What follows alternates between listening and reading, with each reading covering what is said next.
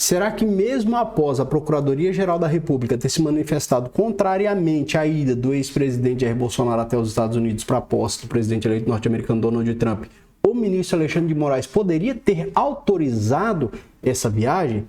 Eu vou responder isso aqui nesse vídeo de forma muito tranquila para você.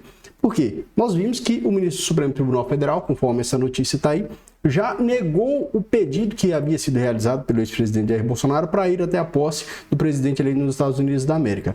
Ocorre que essa decisão se deu após a manifestação da Procuradoria-Geral da República, que se manifestou contrariamente à ida do ex-presidente.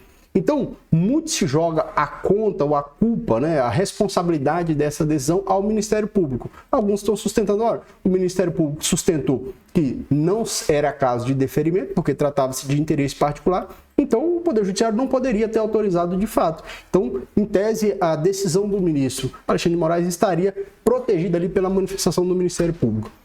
Acontece o seguinte, a legislação processual confere a possibilidade de que o Poder Judiciário adote medidas contrárias à manifestação do Ministério Público.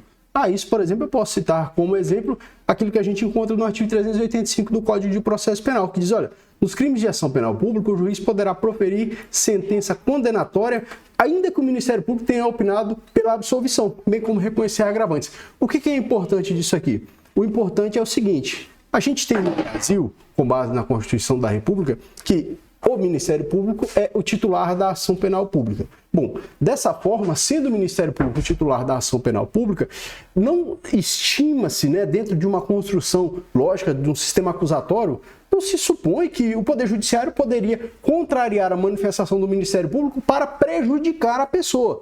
Então, o juiz poderia contrariar a manifestação do Ministério Público para beneficiar o indivíduo. No caso, por exemplo, o ex-presidente Jair Bolsonaro, que é um indivíduo, é um cidadão que está sofrendo um processo perante o Poder Judiciário, um pré-processo, porque ainda não houve denúncia formalizada. Mas o que acontece? O Ministério Público pode contrariar com muita tranquilidade, veja, sem a gente levar em consideração o 385 do CPP, que é um artigo bastante antigo.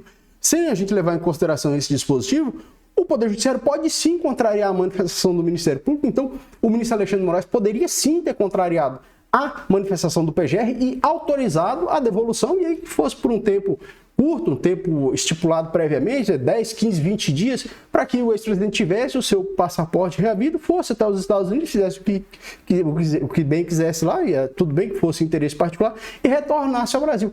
Por quê? Porque, veja só, a retenção do passaporte, fisicamente, não impede ninguém de fugir ou de sair do país. Quantas pessoas não saem ilegalmente do Brasil?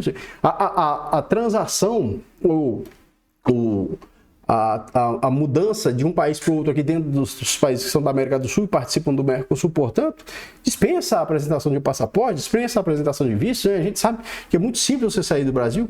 Então, sob essa perspectiva, seria muito tranquilo por parte do ministro do Supremo Tribunal Federal, Alexandre de Moraes, ter autorizado, sim, a ida do ex-presidente até os Estados Unidos. Porém, o ministro adotou a manifestação da PGR. Adotando a manifestação da PGR, portanto, fica a decisão embasada na manifestação da PGR. O que seria mais estranho, evidentemente, a gente precisa esclarecer, é o seguinte: se a PGR tivesse manifestado favoravelmente, aí seria um contrassenso o Poder Judiciário ter retido, mantido a retenção, mantido a apreensão do passaporte do ex-presidente Jair Bolsonaro, na medida em que já havia sido ali manifestado favoravelmente pela PGR. Até aquela coisa, a PGR pode inclusive não denunciar o ex-presidente Jair Bolsonaro.